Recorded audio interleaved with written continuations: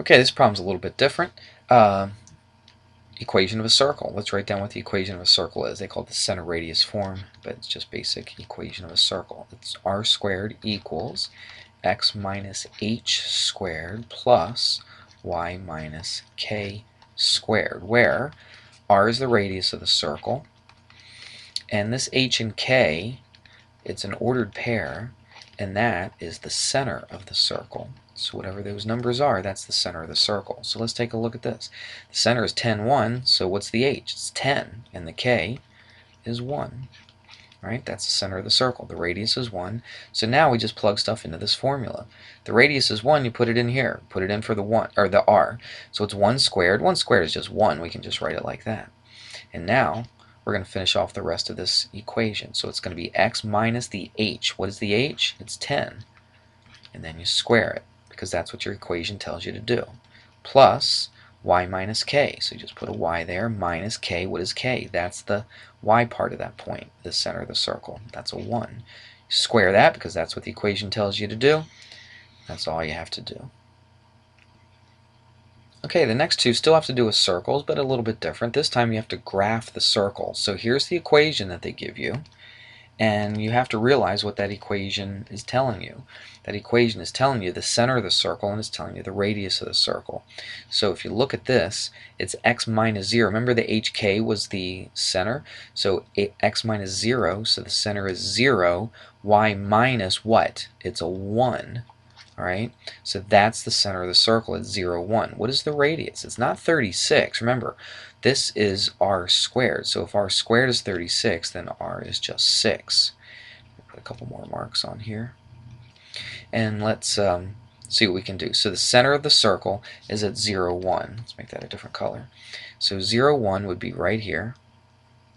That's the center of the circle. And the radius is 6. That means you're going to come out here 6 and draw a circle all the way around. So this is going to be a little bit ugly with this graphing tablet thing I'm using, but let's count. 1, 2, 3, 4, 5, 6. So you know it's going to come out this far. Now you just kind of draw a circle with the same radius all the way around. Just to make it a little easier on us, let's go 6 up. 1, 2, 3, 4, 5, 6 right here. Let's go across. 1, 2, 3, 4, 5, 6. And then down 1, 2, 3, 4, 5, 6 right here.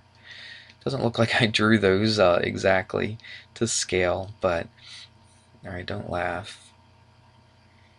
It looks more like an oval. Oh my goodness, looks like an Australian football. Well, oh my goodness, that's awful. Well, you get the basic idea. If I was really gonna make this look nice, I would put the center of the circle right here. Give me just a second here to now, of course, I didn't draw all my marks the same distance around. But anyway, if I could bring this out to 6 this way, 6 this way, 6 up, and 6 down. Again, it doesn't look too good because my marks weren't exactly accurate. But that's what you would do. You just do so. I wouldn't be real picky on it as long as I saw that the center was right, and then you went over 6, up 6, to the left 6, and down 6. Then do your best attempt at a circle. Mine's pretty lousy, but that's good enough for this. Okay, this next one still has to do with radius of a circle, but we have to find the center and the radius. And you're like, well, if I have it written in this form, then I'm cool. It's pretty easy to find the center and the radius because I know what that equation is. But look at this equation. This equation is a little crazier looking, so we have to do a little bit of algebra with this. Let's write it down. It's x squared plus y squared minus 12x minus 8y plus 52 equals 49. Remember what we're trying to do. We're trying to get it to look like an equation of a circle. We're trying to make it look like this. Equals r squared. So I need to get the x's and group them together, take the y's, group them together, and then any of the constants, the things without an x and a y, I want to chuck on the right hand side. That's going to be where the r is. So let's take the x's and then group those together. So I'm going to go x squared minus 12x. Now watch what I'm going to do. I'm going to put it in parentheses. I'm going to leave a blank there, and we'll show you in a second why. Alright, let's put a plus in between since our equation has a plus. Let's take the y's and group them together. So I'm going to put a y squared here. What's the other y? Minus 8y. I'll leave a little space, put a parentheses there. equals. Now let's do this. We wanted the constants on the right hand side. We already have the 49 over here, so what are we going to do here? Let's get rid of the 52. We do that by subtracting. So if I subtract a 52, what's that? Negative 3. And that's over here on this side. Now what I need to do is I need to make this so it's a perfect square. If you remember from way back when we did this chapter, actually before we did this chapter, we learned about perfect squares and all that kind of stuff and completing the square. It's exactly what we're going to do right here. We're going to do that thing called completing the square. So remember we had this, and how do you find that third term? This is always going to be plus. You take half of the middle one, then you square it, then it comes here. That's why it's always going to be plus, because when you square it, it'll always be positive. Let's take half of this. Half of this is 6, and if I square 6, I get a 36. Now, in algebra, you can't just add a 36 to one side. If I add a 36 here, I have to add a 36 to both sides. Let's do the same thing here. Let's take half of 8. Now again, I don't care if it's negative or positive because I'm going to square it anyway.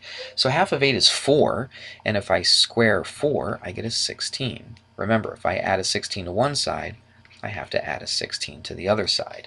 Now let's see what we have. Now we can factor, and this is now a perfect square. We made it into a perfect square by taking half of this and squaring it. So now I can just look at this and say this is going to be x minus 6. If you're not sure why it is, go back to your notes. I can't go through the whole entire lesson here. And then this is going to be y minus 4, and that's going to be squared. And then you just work this thing out. What's that? 40, 52, so that's what, 49? All right. I'm pretty sure it is, if I did that right in my head. Now, look at it. Now it looks like the equation of a circle. Now, we did all the work. Now it's easy to find the center and the radius. So the center, I'll write that down, of the circle is the h and the k. It's x minus the h, so it's not negative 6, it's positive 6. And it's y minus the k, so the k is the 4, not a negative 4, it's 4. The radius, now remember this is r squared. So if I want to find what the radius is, r, I take the square root, and it's 7. That's your center, and that's your radius. Okay, we're getting away from circles now and going to this functional notation right here. This goes way back to like Algebra 1, just looks a little different. It says find f of 9 when f of x is negative 3x minus 3. So let's write it down. Oh, there I go again. How can I forget that every single time? All right.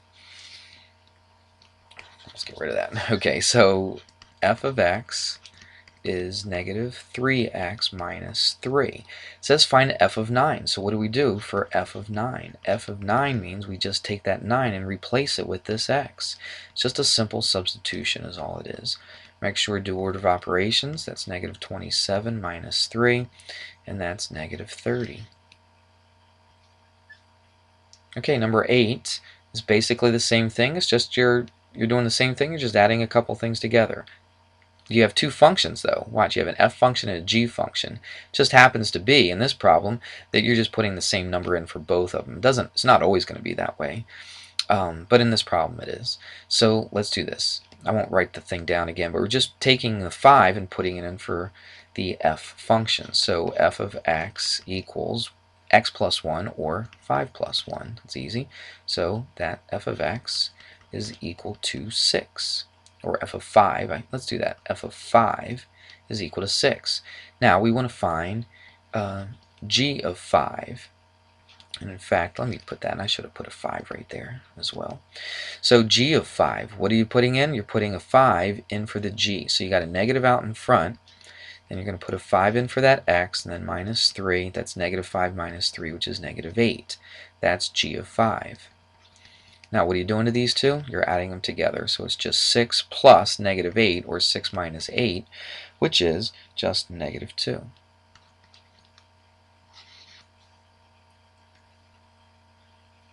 Well, I don't know if you noticed on that, but I was kind of stupid. Alright, I just misread what this problem said.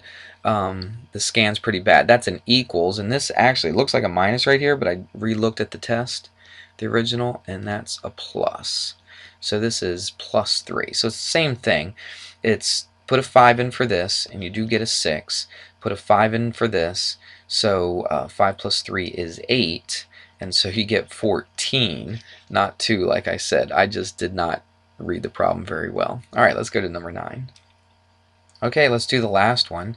Again, we're just substituting in, and it happens to be the same numbers. It's not always going to be like that. I don't know why they did it on this one, but let's do it. It's negative 5. This is the f function, putting a negative 3 in for the x. So it's negative 3 squared plus 5. This is the f function, f of negative 3. Negative 3 squared is 9 times negative 5 is negative 45 plus 5, and that's negative 40. Let's hang on to that just a second. Let's do g of negative 3 now. So we're going to put the negative 3 in for this function. So negative 3 minus 4, so that is negative 7. Now what's it say to do to those two? Subtract them. Okay, so I go negative 40 minus what? Negative 7. Negative 40 minus 7 is negative 40 plus 7, negative 33.